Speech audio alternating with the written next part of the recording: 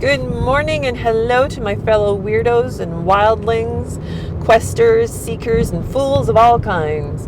It is glorious to encounter you yet once again on this very bright and sunny morning with people who want to walk themselves out into traffic and potentially kill themselves. Always reassuring to see people want to die.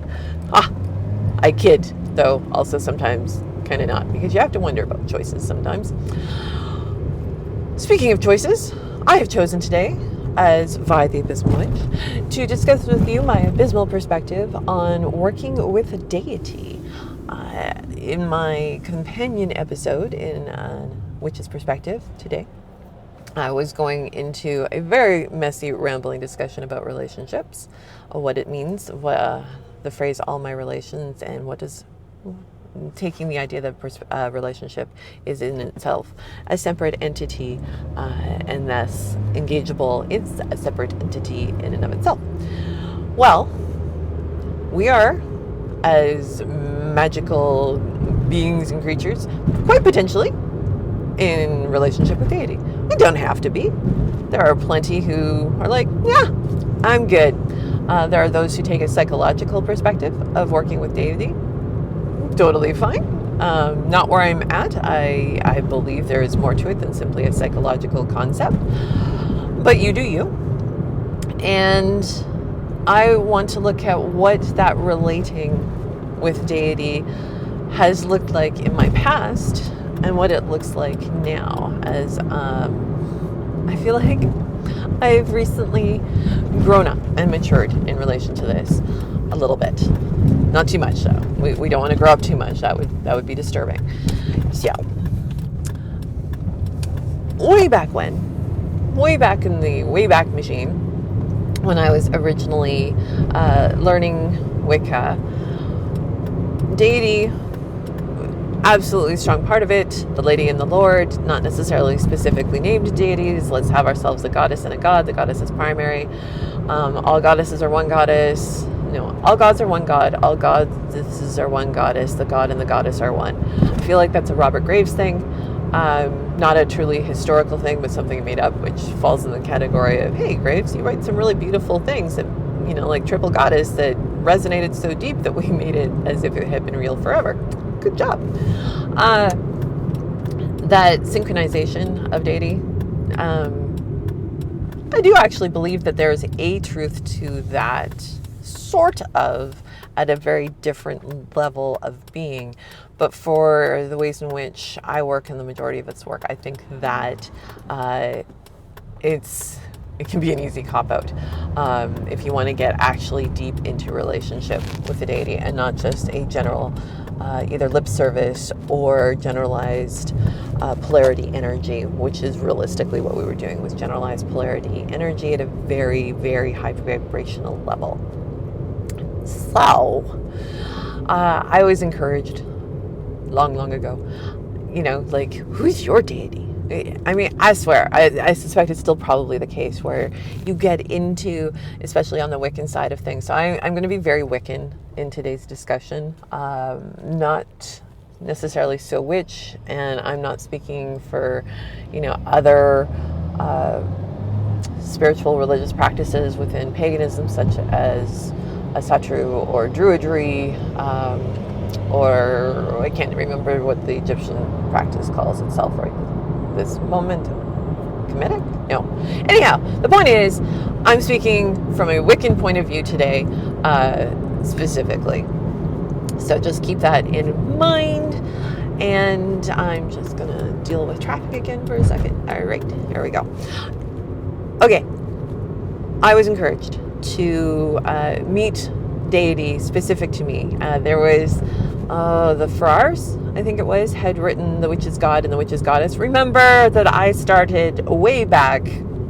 I was doing, I think I did my Wicca 101 course in 1991, I want to say.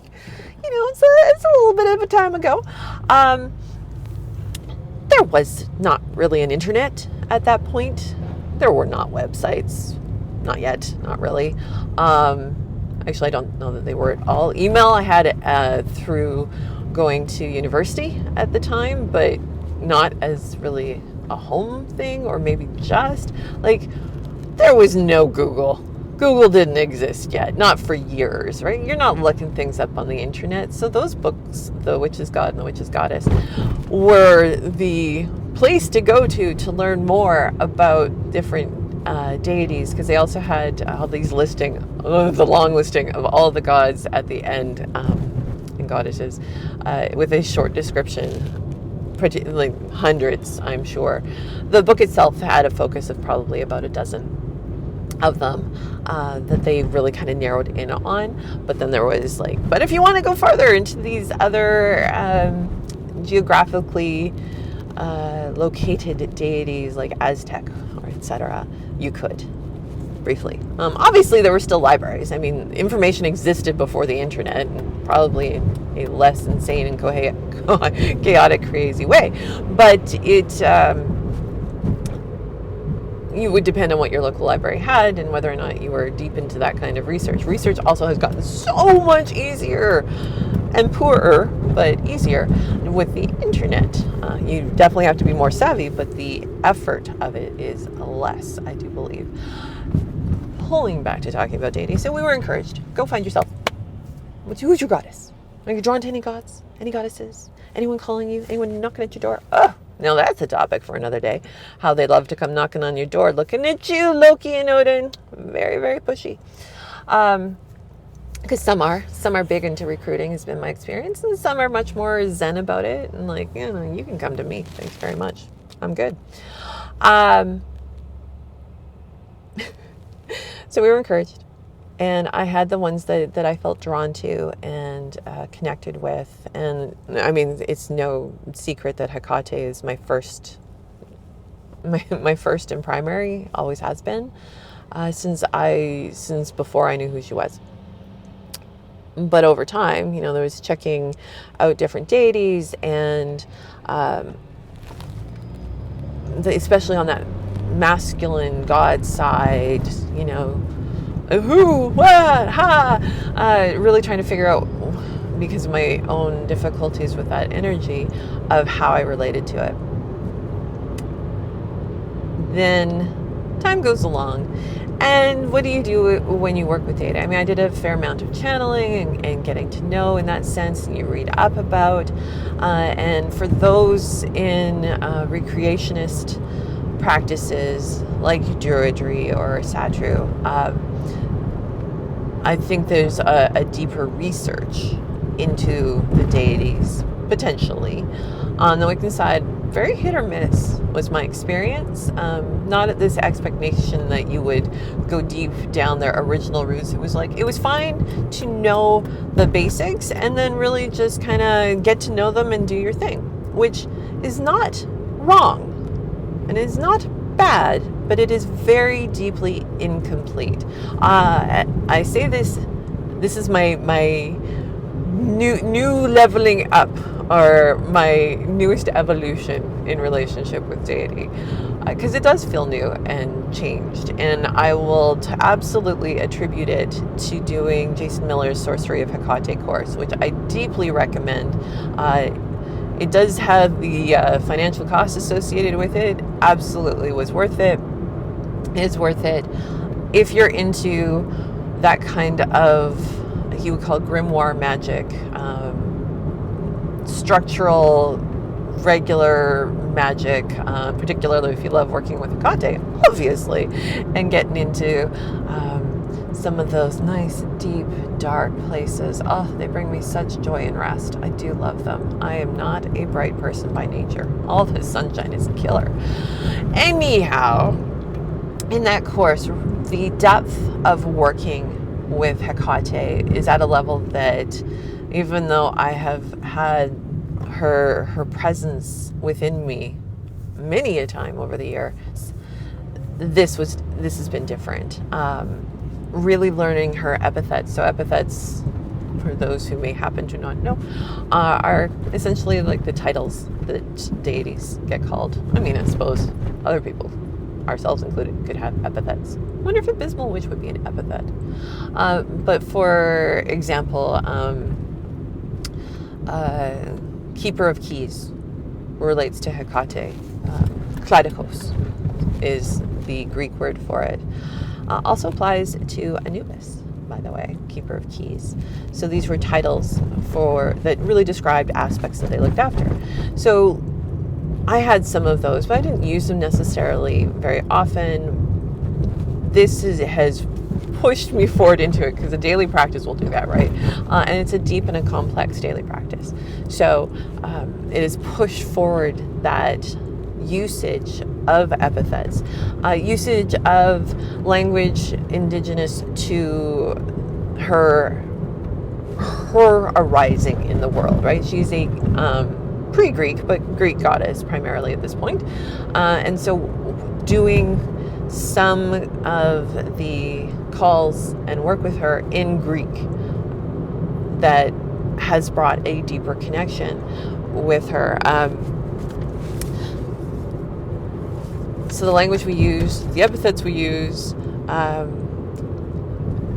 customs, things that would have been customary with them, but back in their day, but maybe also that have grown at this point. Like, these are ways of interacting with deity that, how much are you doing now? How much of an actual relationship do you have? Or is it a lip service, like, hey, I really like the essence of Anubis, so Anubis, you mind? And then Anubis is like, sure, go right ahead. A little extra my way doesn't hurt. So you're working with Anubis, and you call and honor him, maybe when you're blessing some cakes and ale. So, but it's a very casual relationship. Do you have casual, regular one-night stands? Are they your booty call, or are you in an actual relationship with your deity? So, for example, I had this moment of I had a humbling. I'm going to travel you through over time a series. I think it's a three-part story, or three stories that link together to bring you to my humbling moment. So, many years ago, not hugely number, like less than 15 for sure. I was running a weekend event. I think it was a Samhain. It was a camping event, and I was slightly intoxicated. Read that for, yes, I was intoxicated. I was also doing a lot of channeling that weekend, so my headspace was very interesting. Neither here nor there, I think, for this story, but there it is. And I was talking with someone I didn't know, who was it they were going to change their name to Pele, the Hawaiian goddess of the volcanoes. And I remember going, oh, that's really cool. I mean, I find it's always a very brave and interesting choice to take a deity name for yourself, for your pet, for your child. Sometimes the deity has their say and says that's what the name's going to be, in which case we all kind of, oh boy, this is going to be interesting. But when it's self-chosen as a choice, it's an interesting one. See where it lands. So was choosing Pele as their name. I was like, okay, cool. What can you tell me? Tell me more about Pele. And ultimately, long story short, because this ride's about to come to an end, so therefore also will the recording, they couldn't really tell me much of anything beyond the Hawaiian goddess of the volcano.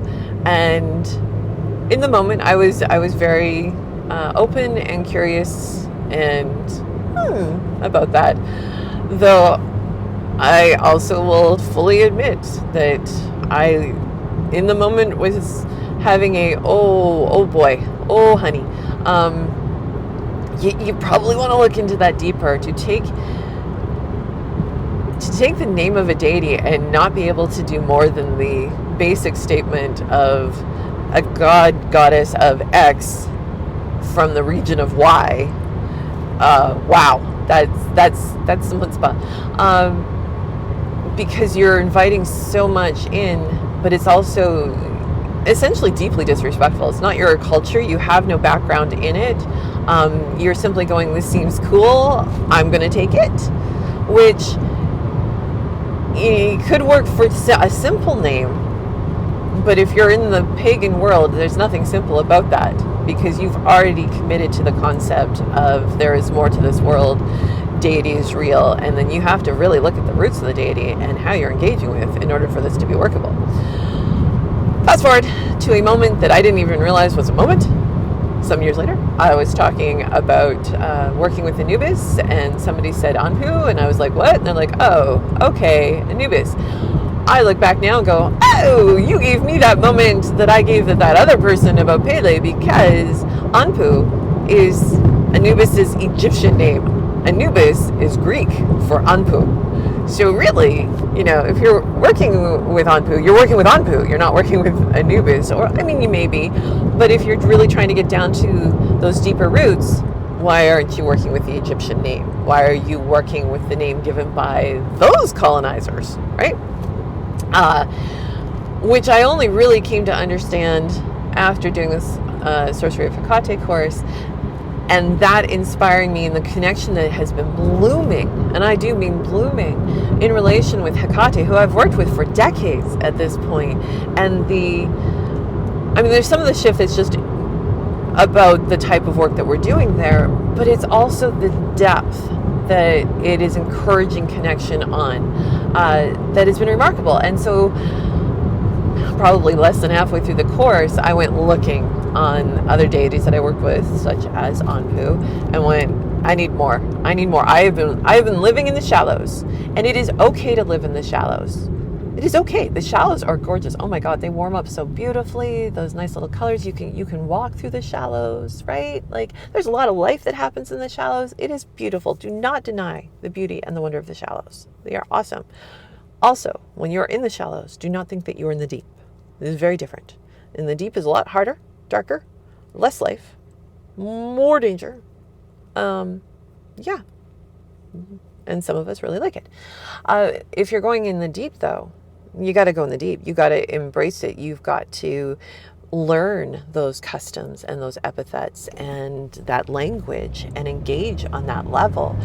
And then things unfold differently, bigger, more wondrously than they ever will in the shallows.